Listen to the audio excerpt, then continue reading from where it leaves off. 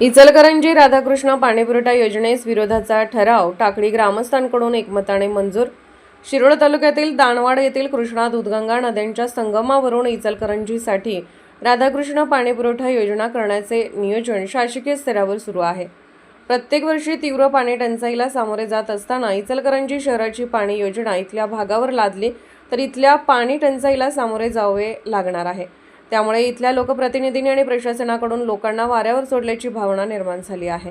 इचलकरंजीचे राधाकृष्ण पाणी योजनेला विरोध या विषयावर टाकळी ग्रामस्थांकडून विशेष ग्रामसभा बोलावण्याची मागणी करण्यात आली होती।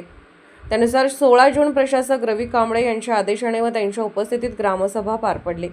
सभेचे स्वागत ग्रामसेवक श्री मुल्ला यांनी केले। यावेळी आंदोलन अंकुश संघटनेचे जिल्हाध्यक्ष दीपक पाटील, विनोद पाटील, रणजित पाटील, BS पाटील, अमर पाटील यांनी सभेला मार्गदर्शन करत आपली मते मांडली।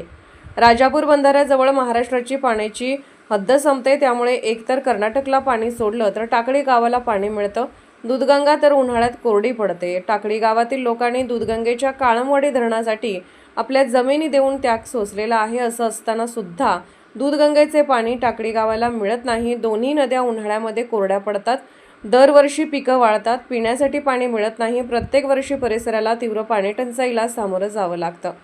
तसेच इचलकरंजी शहराच्या प्रदूषित पाण्यामुळे पंचगंगा कृष्णा नदीच्या प्रदूषणामध्ये वाढ झाली आहे। त्यामुळे टाकळी गावाने नवीन पेयजल योजना दूधगंगा नदीवरून केली आहे, त्यामुळे त्या योजनेला सुद्धा पुरेसं पाणी मिळणार नाही। अशा परिस्थितीमध्ये इचलकरंजी शहरासाठी पाणी देणे अशक्य आहे, असे म्हणत इचलकरंजीच्या उन्हाळा पाणीपुरवठा योजनेला टाकळी गावाचा विरोध असल्याचा ठराव एकमुखाने यावेळी संमत करण्यात आला।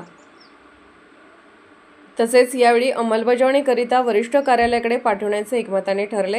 यावेळी संभाजी पाटील, श्रीधर भोसले, विजय पाटील, संतोष गायकवाड, नवनाथ पाटील, रोहन पाटील, तातोबा शिरहट्टी, अरुण पाटील, आनंदराव पाटील, किरण पाटील, संजय पाटील, सुशील पाटील, धनाजी पाटील, रणजित पाटील, सागर पाटील, अजित पाटील, शशिकांत कदम, रोहित शिरहट्टी आदी ग्रामस्थ उपस्थित होते। SK न्यूज सैनिक टाकळी।